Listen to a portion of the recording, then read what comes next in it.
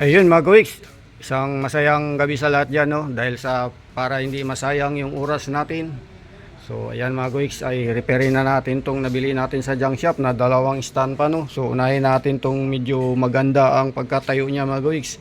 So ito ay kailangan pa natin yung kanyang liig na maayos. So ito muna mga Goix, yung unahin natin, no? Para tayo ay makagawa na ngayon, sayang yung oras.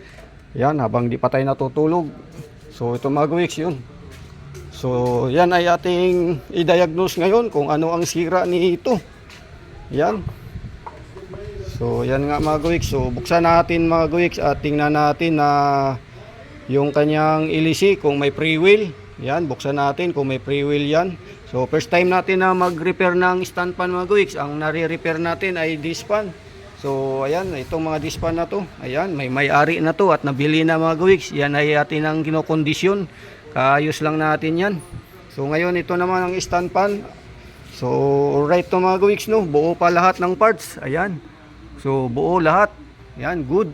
Ibig sabihin sana makaswerte tayo nito. Kung buo ang motor ay okay tayo diyan mga Goix.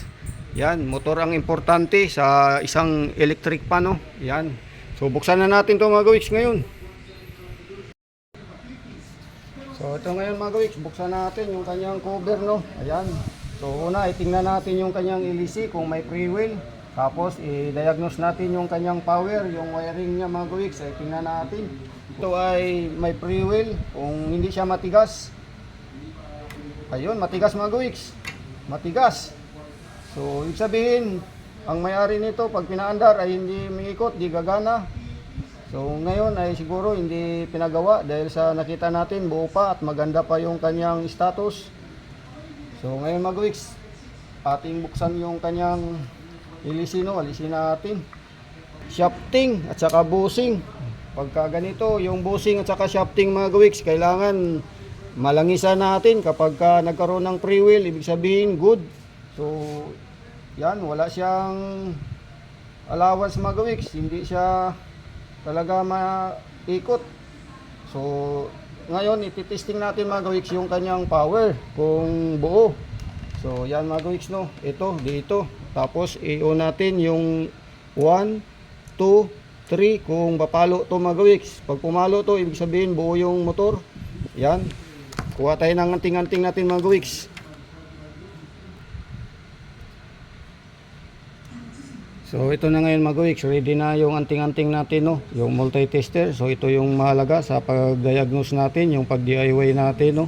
Yan, so ngayon ito mga Goix, ang ating anting-anting. Yan, so naka-zero pa yan mga Goix, yung ating electric pano, yung switch. So walang palo. Yan, so pumapalo yan mga Goix pag pinagdikit natin yung dalawang kanyang test-proof. Ayan, pumalo. So kapag dito sa magkabilang plug, wala. Ngayon, i-on natin yun mga Goix, yung ating switch. So i-on natin sa una. Yan. Number 1, tingnan natin kung papalo. Ayun, good. Pumalo sa 1. So sa number 2, ayun. Number 2 yun mga Goix. Tingnan natin kung papalo. Ayun, pumalo mga Goix. Ayan, pumapalo siya. Number 1, number 2. So number 3 ay check natin kung papalo yan. Ayun, pumalo din. Makita natin, ayan, pumalo. So ibig sabihin good ang switch. So ang problema nito mga Goix ay stack up yung bushing at saka itong shafting, oh. So matigas, wala siyang play.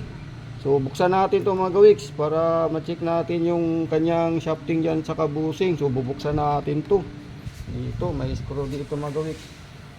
Yan, alisin natin to para mabuksan natin yung takip. Ayan.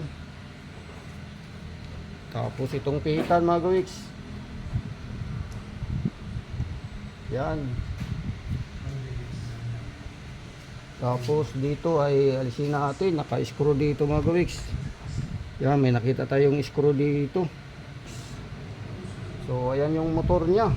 Ayan. So mukhang na ayos, na repair na to mga Goix. Ayan, pang na repair na, no, kasi puro na electrical tape.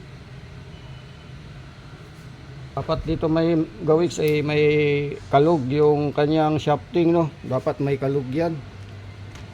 ito dapat may kalog to. So langisan natin to mga gawiks.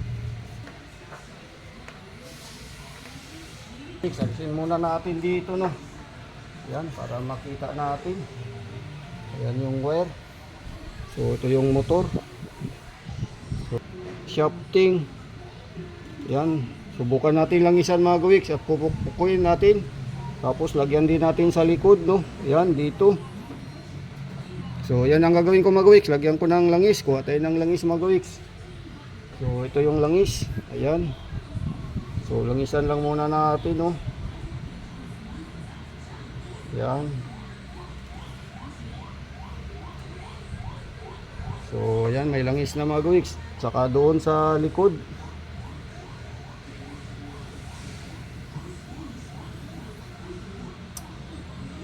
Hanap tayo ng daan dito.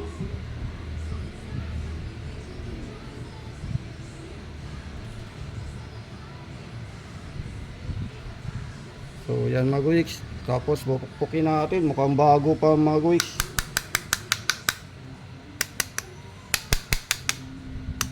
Kailangan to may free wheel. Gagawin natin ito mga gawiks. Kailangan may free wheel to. Yan. So yun ang gagawin natin. Palabasin natin yung free wheel nya. Kung hindi, dapat may uga to mga gawiks. Wala siyang uga, oh. So yun ay kailangan natin buksan to mga gawiks. Yung motor, itong takip ng motor, buksan natin. So yan na mga gawiks, natanggal na natin yung mga screw dito sa motor, no, para mabuksan natin. Ayan. So yan mga gawiks. So ito ay last na, tatlo na yung natanggal natin, no. So yan ay ating langisan talaga sa loob para magkaroon ng free wheel itong ating shafting. So di ko alam kung bakit ayaw umikot. Pero buo naman yung ating pagtesting sa motor mga gawiks. Yung problema lang ay yung shafting. So yan. So buti na natin mga gawiks. So yan na mga gawiks. Naugot na natin, no, ng konti. Lagyan natin ng langis yun mga gawiks. Dito sa loob. Ayan. Yan mga gawiks. Yung bushing at saka yung shafting, no. Ayan.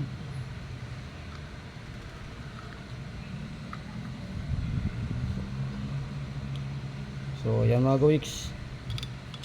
So yan yung status niya, no. Yan. So dito para maglaro yan mga gawiks. Lagyan lang natin ng langis yan. So yan mga gawiks. Pasok natin sa loob.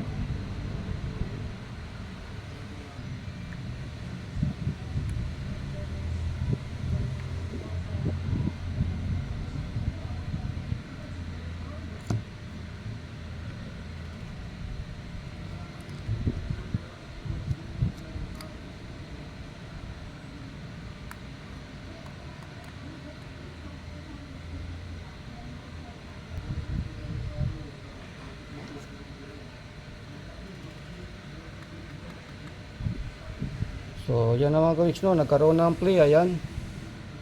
So nilagyan lang natin, kinalog-kalog lang natin mga gawiks. Ayan na. Ayan. So nagkaroon na siya ng play. Ayan. So ngayon ibalik natin yung tornilyo mga gawiks. Kanina hindi ito maiikot. Ayan na. Naikot na natin. So ibalik na natin yung ating screw, no. Ayan. So higpitan lang natin to mga gawiks. Lagayan natin yung screw. So ibalik ko lang to mga gawiks dahil sa ito ay mahaba yung screw nya. So ito ay hindi na original mga gawiks.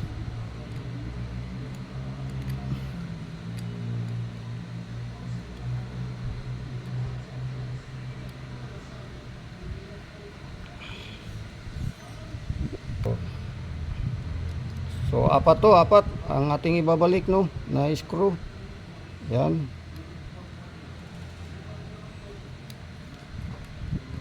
So yan mga gawiks, so ibalik ko lang to lahat at para yan ay matesting na natin kung iikot na yung ating motor.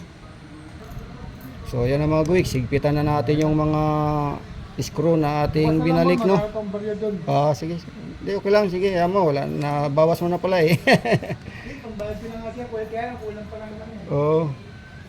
So So yan, pagkatapos maigpitan natin yung mga screw mga gawiks, mayroon niyang sinasabing alignment, kailangan pupukpukin para magkaroon siya ng free wheel, yung sinasabi na ang ikot ay dire-diretso. Ayan, may free wheel at may kalog-kalog. Ayan, may kalog, tama lang yung allowance niya sa kalog, kanina wala, yun, okay na. So ibalik na natin to ngayon dito mga gawiks para mapaandar natin, no. Yan. So stock up lang ang nangyari nito. Wala tayong ginastos kahit piso, pero ito ay na-repair na rin dahil sa ito nakita natin nakarikta na mga gawiks, so nakarikta sa kanyang, ito yung pinaka line 1, no. Yan, pinaka common. Tapos dito sa kapasitor nakakunik, ayan yung kapasitor, dalawang red ang wire. So ito na yung common, kinunik dito. So yun lang mga gawiks, at ibalik na natin.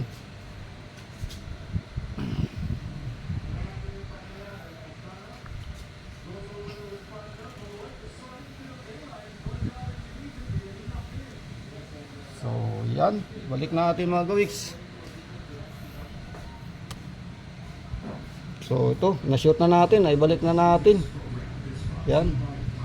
So ilagay natin yung ano mga gawiks, yung kanyang arm swing.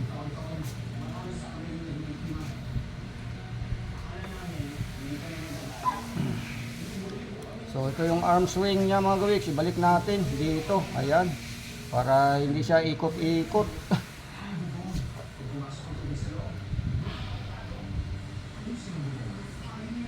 So balik ko lang dito mga gawiks.